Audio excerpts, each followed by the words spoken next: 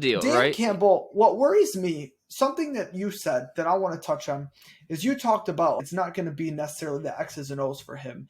And that's what scares me, because Dan Campbell's calling plays.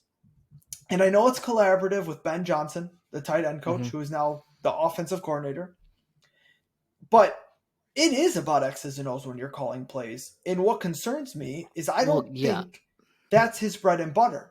I think he needs to be CEO type head coach. And if Ben Johnson is not good at, and I don't know, Ben Johnson may be a hidden gem and we might have found the next great play caller in the NFL. I don't know. We don't know until we see the product on the field. So we're not going to make a judgment on that until then. Yet. That's what I said. If the until product, then. if the offensive product and the play calling continues to leave a lot, I know it does, continues to leave a lot desired this season, what I need to see from Dan Campbell is I need to see him do the big boy NFL head coach thing, and I need to see him go out next offseason and get a real offensive coordinator. Right. And if we have those issues on offense this season, and if we do not make a change after the season, that is a red flag on the tenure of Dan Campbell, that he's not willing, no matter how good his intentions are, that he's not willing to make those tough decisions and truly do what needs to be done to put everybody in the best place to succeed. And that's okay. And I'm not saying that's going to happen. I'm going to challenge you on that though, real quick. Now.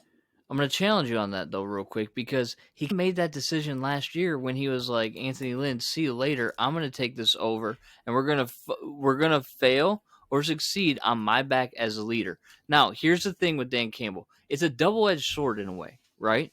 Because he is responsible for the success of the team. So he might bear that responsibility like he took on with the offensive coordinator position last year. But at the same time, a mark of a good leader is somebody who surrounds himself with people who are proficient where you're deficient. And so when I make a statement, I say for him, he's really good at the motivating and the culture building and things like that, not maybe necessarily at the X's and O's. I've got to expect that as a leader, he's going to surround himself with the people who are better at the X's and O's.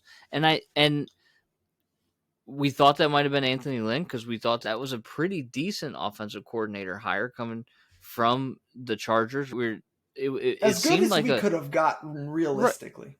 Okay, so again, there you go with your tongue-in-cheek positivity. But anyway, we think that was going to be a good move. It's not working out. He makes the call. He's like, all right, you're out. I'm going to call the plays for better or worse and get us through this season. Now he's promoted Ben Johnson. So we'll see what happens with that. But I fully expect him to surround himself. He seems like the type of guy that's like a delegator in a way, right? This is what I'm good at. This is what you're good at. Let's make it work. And if he has to bear the ultimate responsibility, he will. That's why, was it great that he took over offensive play calling? No, probably not last year. But at least he took it on himself to do so as the leader of the organization. See, and I look at this in textbook me, right? In the less favorable light. Of course. Where you point this out as an example of him. I'm the eternal realist. And if you look at the Lions the last many years, of course you're going to look pessimistic if you've been realistic because they have not done well. But the problem I have with it is it's not that, he went and took responsibility for it. To me, he panicked mid-year of his rookie season because an offense that was never going to be good with a quarterback that is not good and an offensive line that was brutalized by injury didn't perform. And he made a panic move and fired a guy who was way more qualified to call plays than he was and said, you know what, I'll do it myself, despite having no play calling history ever at any level. Not even in high school did this man ever call plays as a coach. So I look at this and I say, this guy panicked in the heat of the battle when things were going wrong, didn't trust his own hires. He brought Lynn in and didn't even give him a full season when, again, the expectation should not have been high for the offense, especially given the injury issues we had. Lack of pass catchers, lack of offensive linemen, lack of good quarterback play. Jared Goff was objectively horrible no matter what plays you were calling for in the first half of the season. You can't pin that on Anthony Lynn. You can't.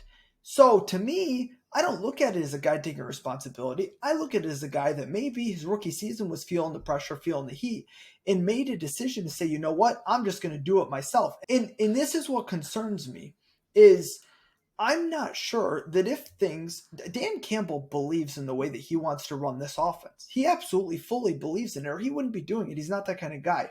And while I respect that he's absolutely the kind of guy that will take full responsibility if things go wrong, I am still unsure if he can adjust how he wants to run this offense, whether it's pounding a run game that just doesn't work, whether it's mixing in play action way more than we did last season, whether it's using modern NFL concepts, right? Like we know that nickel is basically the base defense in the NFL now. Why? Because it's a passing league, because you need faster players on the field. That's not optimal against the Lions. Last season, you could have stayed in your base 4-3 pretty much the whole game. That's not okay. We need to have an offense that actually tests defenses X's and O's wise. And I am concerned that if things go poorly, we may still believe, listen, this is my vision and I still believe in it. That's what concerns me. Because he had enough belief in the way he wanted to do things to can a wildly experienced coordinator in Lynn and completely take the reins himself without the experience and then double down this offseason. He could have went out and replaced Lynn this offseason. He didn't. He took Ben Johnson from in-house and he said, Ben and I are going to run this offense. He doubled down on the decision he made last year. I'm not saying that it's going to fail. I hope it doesn't. I hope he grows into it. I hope Ben Johnson's a genius. People cannot speak higher of Ben Johnson. Now, nobody in the organization is going to come out and say, wow, that's weird. I'm not sure if he should have been given the job. That doesn't happen. But people speak very highly in and around the team about Ben Johnson. Maybe he's a hidden gem and maybe he's going to be awesome. But I'll believe it when I see it. I have to see it. And if we don't, you have to move on next season and get a real offensive coordinator and bring him in. Man on a mission, I'ma get it. You know I be on a what?